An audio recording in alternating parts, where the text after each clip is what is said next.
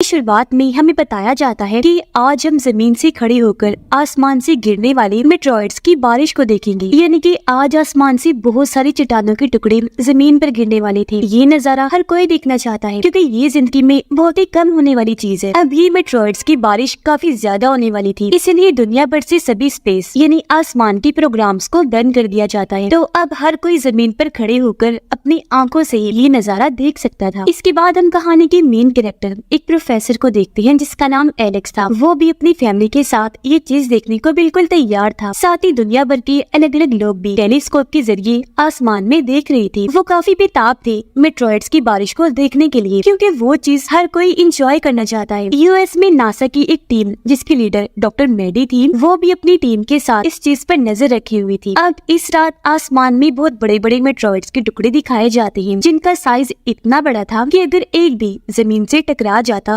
तो दुनिया तबाह हो जाती। अब एक कपल दिखाया गया जिनमें लड़का साइंटिस्ट था और वो अपने इस दोस्त से जल्द शादी करने वाला था। इस साइंटिस्ट ने भी अपना टेलीस्कोप सेटअप कर लिया था क्योंकि हर किसी की तरह ये भी काफी एक्साइटेड और जोश था, पर उसकी दोस्त उससे शादी की बात करना चाहती थी। अब दिखाया गया कि कुछ बड़े बड़े मेट्रॉइड्स जो जमीन की तरफ बढ़ रहे थे, अचानक उन्होंने अपना रुख बदल लिया और अब वो चांद की तरफ बढ़ने लगे, जो देखकर सभी लोग काफी घबरा जाते हैं। फिर अचानक एक मेट्रॉइड का बड़ा सा टुकड़ा चांद की सतह पर आकर तबाह हो जाता है, जिससे वहाँ धमाका हुआ और चांद का बहुत बड़ा हिस्सा टूट गया, जिससे अब मेट्रॉइड और चांद का मलबा जमीन की तरफ गिरना शुरू हो जाता है। ये देखकर डॉक्टर मेडी यूएस के प्रेसिडेंट को फौरन इस बारे में खबर कर देती है। मेडी और उसकी टीम अपनी कैलकुलेशन हिसाब से पता लगाती है कि अगले 1 घंटे में ये मलबा जमीन से आकर टकरा जाएगा, जिस बारे में उन्होंने प्रेसिडेंट को भी खबर कर दी थी, जिस वजह से पूरी जगह को बंद कर दिया जाता है। लेकिन कुछ ही देर बाद मेट्रॉइड का एक छोटा सा टुकड़ा जमीन की एक सतह से आकर टकरा गया, जिससे वहाँ धमाका हुआ और जमीन पर भी काफी तबाही मच गई, जिसकी खबर फौरन साइंटिस्ट यूएस के प्रेसिडेंट को करते हैं। एक मेट्रॉइड का टुकड़ा ऑस्ट्रेलिया के एक समंदर में आकर गिर जाता है, जिससे वहाँ काफी बड़ी सुनामी की लहर बन जाती है और इस वजह से ऑस्ट्रेलिया और आसपास के मुल्कों में सुनामी आने लगती है। पर फिलहाल इससे इतनी तबाही नहीं हुई क्योंकि पहले ही लोगों को वहाँ से निकाल लिया गया था। मेडी प्रेसिडेंट की एक मीटिंग में उन्हें वीडियो कॉल करती है और सारी सूरत हाल के बारे में खबर करते हुए बताती है कि मेट्रॉइड के इस हादसे की वजह से चांद ने अपनी जगह बदल ली, वो जमीन के करीब होता जा रहा है। कैलकुलेशन से हमने पता लगवाया है कि वो जमीन की 35,000 किलोमीटर करीब आ चुका है। ये चीज काफी परेशान करने वाली है। मजीद इसका क्या इम्पैक्ट हो सकता है, इस बारे में हम पता करवा रहे हैं और किस कदर ये इम्पैक्ट खतरनाक हो सकता है ये भी पता लगवाया जा रहा है। जो बात सुनकर सभी काफी फिक्रमंद हो जाते हैं। अब पहला मेट्रॉइड का टुकड़ा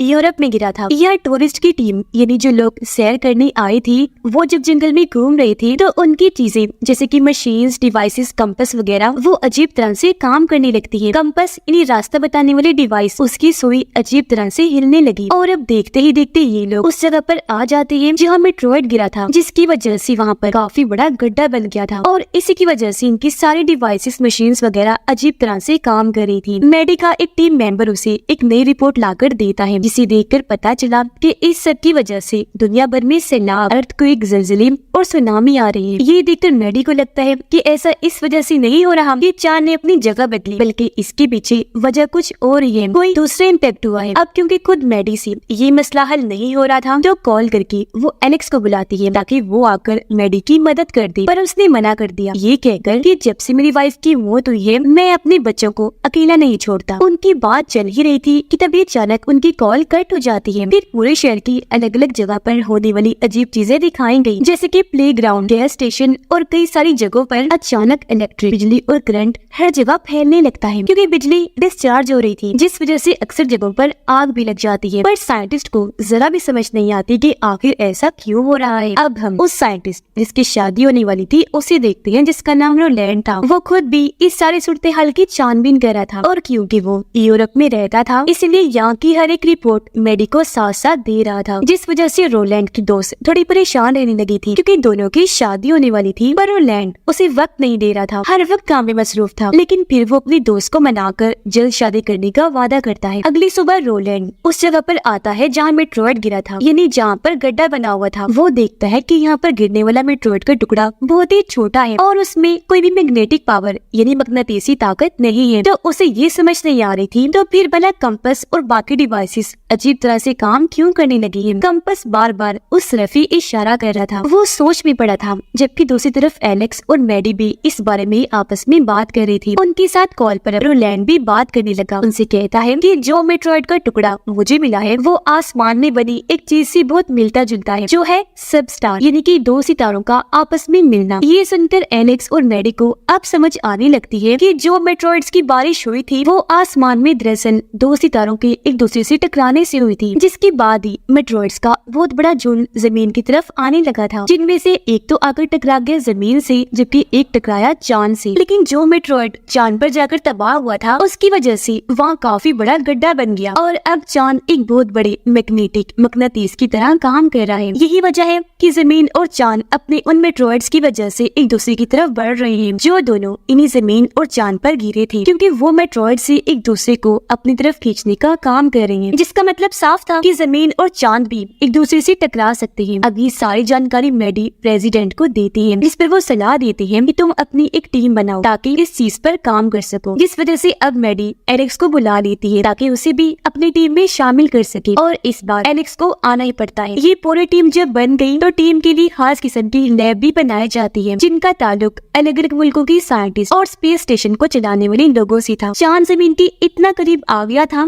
कि अब वो जमीन से बआसानी नजर आ रहा था, जिस वजह से अगले 2 दिन में बिजली से जुड़ी हर चीज बंद होने वाली थी। अब रात के वक्त एलेक्स और मैडी एक होटल में बैठी जब खाना खा रही थी तो अचानक वहाँ की लैब अपने आप ही फटने लगती है। ये जब बाहर आए चेक करने तो पता चला कि जमीन पर से एक काफी बड़ी इलेक्ट्रोमैग्नेटिक लहर होकर गुजर रही है, जिसने जमीन की ग्रेविटी को इम्पैक्ट किया है, यानी कि ग्रेविटी पर इस लहर के असरात पड़े हैं। ग्रेविटी बहुत ही कम हो गई है, जिसकी वजह से दुनिया भर की तमाम चीजें जैसे कि लोग, गाड़ियाँ, बाइक्स, मशीन्स, जहाज, हर चीज हवा में उड़ने लगी थी। और अब जैसी लहर गुजर गई हर चीज वापस स्टेबल हो जाती है, यानी अपनी जगह पर वापस आ गई थी। अब एलेक्स अपने साथियों को बताता है कि मेट्रॉइड के टकराने की वजह से चांद का मास जो पहले जमीन से काफी कम था अब वो हद से ज्यादा बढ़ गया है, जिस वजह से चांद का वजन भी बढ़ गया है, उसमें भारीपन आ चुका है और यही भारीपन जमीन की छोटी मोटी चीजों पर अपना असर डाल रहा है। अगर ऐसा ही चलता रहा तो बहुत जल्दी चांद जमीन के बहुत करीब आ जाएगा, जिससे इस तरह की और भी कई सारी इलेक्ट्रोमैग्नेटिक लहरें आने लगेंगी। अब ये सुनकर गवर्नमेंट मजीद तबाही को रोकने का प्लान बनाती है। वो हर चीज जैसे कि जहाज, ट्रेन, ट्रैफिक और लोगों को रोकने का फैसला करती है। हर जगह ये खबर फैला दी गई कि लोगों को अपने अपने घरों में ही रहना है, बाहर बिल्कुल नहीं निकलना। कुछ देर बाद एक और ताकतवर इलेक्ट्रोमैग्नेटिक लहर आई, जिस वजह से फिर से लोग हवा में उड़ने लगे और इस बार तो सिस्टम भी बंद हो जाते हैं, क्योंकि उनमें ग्लिच, खराबी आ गई और तो सैटेलाइट्स और एक दूसरे से राब्ता करने का जो जरिया था, कम्युनिकेशन सिस्टम, वो भी बंद हो जाता है। बहुत तबाही मची, जिससे अब इन लोगों के पास गॉड के भरोसे पर रहने के अलावा और कोई रास्ता नहीं था। उधर रोलैंड काफी देर से अपने दोस्त को कॉल करने की कोशिश करता है, पर उसका राब्ता ही नहीं हो पाता, क्योंकि उसकी दोस्त जब ट्रेन से जा रही थी तो ट्रेन भी हवा में उड़ने के बाद जोर से जमीन पर आकर गिर जाती है, बुरी तरह तबाह हो गई, जिसमें कई सारे लोग मारे गए और कई जख्मी हो गए। और गिरी हुई ट्रेन में ही रोलैंड की दोस्त बेहोश पड़ी थी। सारे कैलकुलेशन करने के बाद मैडी प्रेसिडेंट को बताती है कि 39 दिनों के अंदर चांद जमीन से टकरा जाएगा। ये बहुत परेशानी वाली बात है, उससे पहले ही हमें कुछ करना होगा। उधर रोलैंड की दोस्त जहाँ बेहोश पड़ी थी, कुछ लोग आकर उन्हें रेस्क्यू कर लेते हैं, यानी कि उनकी जान बचाकर वहाँ से ले गए। अब पता चला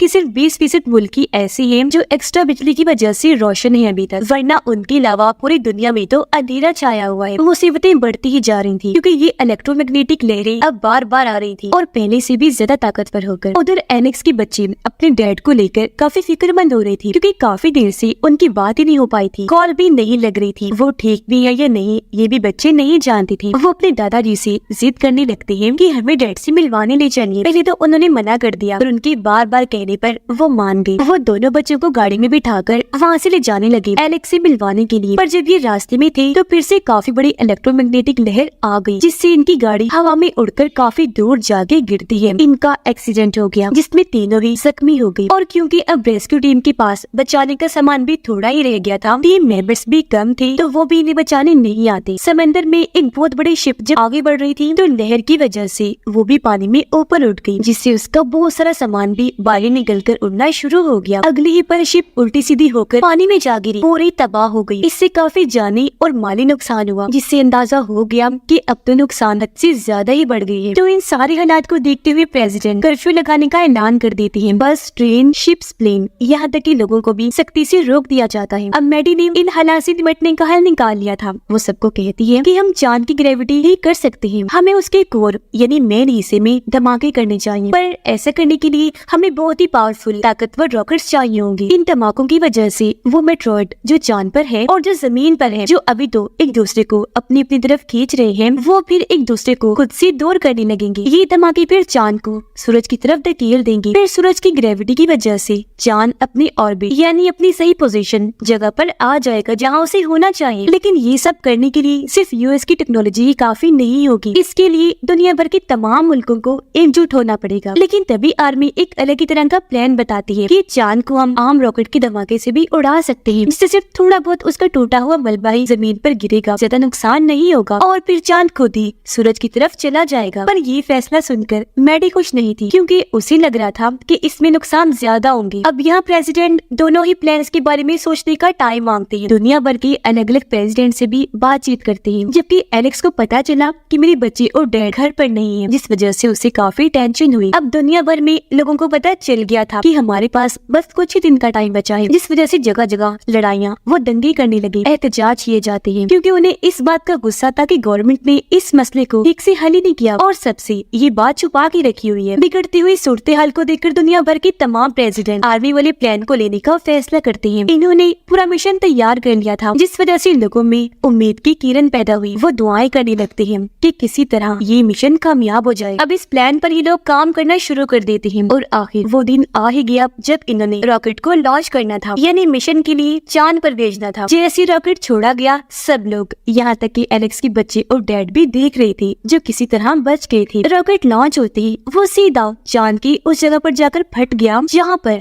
मेट्रॉइड के गिरने से गड्ढा बना हुआ था। बहुत बड़ा धमाका हुआ, पर वैसा कुछ नहीं होता जैसी लोगों ने उम्मीद लगाई थी। ये मिशन पूरा फेल हो जाता है, जो देखकर सभी लोगों की आंखें परेशानी की वजह से खुली की खुली रह गई, क्योंकि अब चांद और भी तेजी से जमीन की तरफ बढ़ने लगा और अब वो 5 दिन पहले जमीन से टकरा जाएगा, जिस वजह से सारे लोग फिर से डरने लगते हैं, क्योंकि चांद भी घूमता घूमता और टूट गया था और चांद वाले मेट्रॉइड ने भी अपनी जगह बदल ली थी, यानी कि अब मसला और बढ़ गया था। इसलिए अभी लोग मैडी के प्लान को लेने का सोचते हैं। यहाँ एलेक्स सबको कहता है कि हमें चांद के कोर को मैग्नेटिक करना होगा ताकि चांद बहुत बड़ा मैग्नेट बन जाए। इससे होगा ये चांद और उसमें बड़ा मेट्रॉइड एक दूसरे को खुद से दूर कर देंगे, जिसके बाद चांद सूरज की ग्रेविटी में जाकर नॉर्मल ऑर्बिट में घूमने लगेगा। लेकिन इसके लिए हमें चांद पर एक मैग्नेटिक डिवाइस को बनाना होगा। तो अब ये लोग फैसला करते हैं कि हम बहुत बड़े मैग्नेटिक सिस्टम को रॉकेट में सेटअप करके उसे चांद पर भेजेंगे और इस पूरे मिशन के लिए कुछ एस्ट्रोनॉट्स जो आसमान में जाकर मिशन करते हैं उन्हें भी चांद पर भेजा जाएगा। इस मिशन के लिए दुनिया भर के लीडर तैयार तो हो गए, पर उन्हें कुछ ऐसे साइंटिस्ट चाहिए होंगे जो मैग्नेटिक डिवाइस के बारे में बाकियों को समझा सके। इसलिए अब यहाँ प्रेसिडेंट एलेक्स और रोलैंड को चुनते हैं। अपना अपना नाम सुनकर वो दोनों ही काफी दंग रह गए, क्योंकि अब से पहले उन्होंने स्पेस में सफर कभी भी नहीं किया था। वो घबरा इस बात से भी रहे थे क्योंकि इस मिशन में रिस्क था, या कहीं ये पूरा ही मिशन मौत का खेल था। लेकिन अपनी अपनी फैमिली और दुनिया की हिफाजत करने के लिए उन्हें ऐसा करना ही था, इसीलिए दोनों ही मान गए। और अब मिशन पर जाने से पहले एलेक्स मैडी को अलविदा कहता है और उसे अपने बच्चों और डैड को ढूंढने का भी कहता है। उधर रोलैंड की दोस्त को जब ये पता चला कि इस मिशन के लिए वो भी जा रहा है तो उसे काफी बुरा लगा, इसलिए अब वो काफी मुश्किलात का सामना करते हुए रोलैंड के पास आई उससे मिलने। वो भी जैसे अपनी दोस्त को देखता है काफी जज्बाती हो गया। रोते हुए दोनों एक दूसरे को गले से लगा लेते हैं। अब दोनों ही जानते थे कि शायद रोलैंड जिंदा बचकर वापिस ना आए, इसलिए जल्दी दोनों शादी कर लेते हैं और बहुत सा अच्छा वक्त एक दूसरे के साथ गुजारते हैं। जिसके बाद दोनों यूरोप आए, जहाँ से ये मिशन पर जाने की तैयारी करने लगे। इनके साथ 2 और एस्ट्रोनॉट्स भी जा रहे थे। उधर एलेक्स की डैड की हालत काफी खराब हो जाती है। उन्हें पता था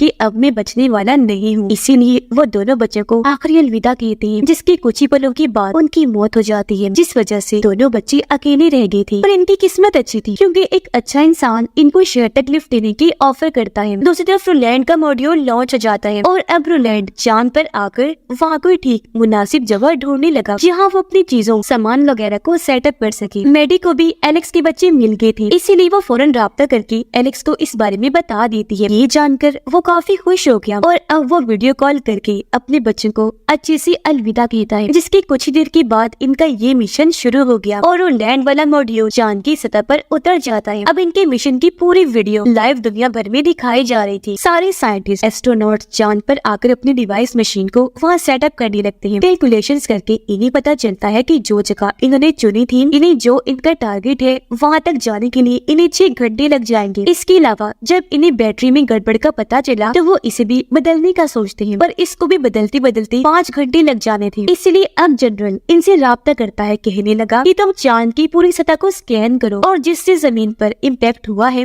वहाँ के कोऑर्डिनेट यानी वहाँ की सूरत-ए-हाल के बारे में हमें बताओ ताकि हम यहाँ से कोई मदद भेज सके। अब चांद की पूरी जमीन को स्कैन करने के लिए ये लोग रोलैंड और एक एस्ट्रोनॉट लड़की को स्पेसशिप के जरिए वहाँ से भेज देते हैं ताकि ये कोऑर्डिनेट्स जमीन वालों को भेज सके। लेकिन ये मिशन हर गुजरते पल के साथ मुश्किल से मुश्किल होता जा रहा था। ऐसा लग रहा था कि जमीन का खात्मा भी हो सकता है। इसलिए दुनिया भर के लोग मिशन की कामयाबी के लिए दुआएं कर रहे थे, पर कहीं कहीं कुछ लोग ऐसे थे जो जरा भी डरे हुए नहीं थे, क्योंकि शायद उन्होंने ये कबूल कर लिया था कि आज हमारा आखिरी दिन है। इसलिए ये लोग अपनी जिंदगी के आखिरी पलों को एंजॉय कर रहे थे। अब बैटरी इसी तरह बदल तो गई थी, पर वहाँ के हालात खराब होने लगे, क्योंकि तभी उनका छोटा स्पेसशिप गड़बड़ी की वजह से जोरों से हिलने लगा। जमीन पर साइंटिस्ट जहाँ उनके कोऑर्डिनेट्स आने का इंतजार कर रहे थे, तो तभी उनका राब्ता आपस में टूट जाता है। पर बाद में पता चला कि रोलैंड और एस्ट्रोनॉट्स वाला स्पेसशिप पत्थर से टकराने की वजह से तबाह हो गया। एस्ट्रोनॉट स्पेस में गिरने लगी और उसका हाथ रोलैंड ने पकड़ लिया। हालांकि बचाने की बहुत कोशिश की, पर वो स्पेसशिप में गिरने की वजह से मारी गई। रोलैंड जब एलेक्स से राब्ता करता है तो उससे पता चला कि इनके डिवाइस मशीन में कोई गड़बड़ी है, जिस वजह से कोऑर्डिनेट्स को जमीन पर ही नहीं भेज सकते। मगर अब इनके पास सिर्फ 10 मिनट का ही टाइम बचा था, इसलिए रोलैंड फिर भी हिम्मत करता है। वो जैसी तैसी डिवाइस को स्टार्ट करता है और चांद का सारा डेटा जमीन पर साइंटिस्ट को भेजने का प्रोसेस शुरू कर देता है, जिससे जमीन का एक रॉकेट वहाँ से लॉन्च हो जाता है। अब इनका आधा काम तो पूरा हो गया था और बचने का इनके पास टाइम भी था, इसलिए दूसरा एस्ट्रोनॉट रोलैंड को लिए बगैर ही एलेक्स को वहाँ से निकलने का कहता है। पर एलेक्स ने मना कर दिया कि मैं रोलैंड को लिए बगैर नहीं जाऊंगा। वो खुद भी रोलैंड से राब्ता करता है और उसे जल्द से जल्द वापस आने का कहता है, पर क्योंकि रोलैंड का स्पेसशिप आधा टूट गया था तो इस वजह से उसका वापस जाना बहुत मुश्किल था। इसलिए वो उन लोगों से राब्ता करके उन्हें यहाँ से जाने का कहता है। उसे ये लोग छोड़कर जाना तो नहीं चाह रहे थे, पर ना चाहते हुए भी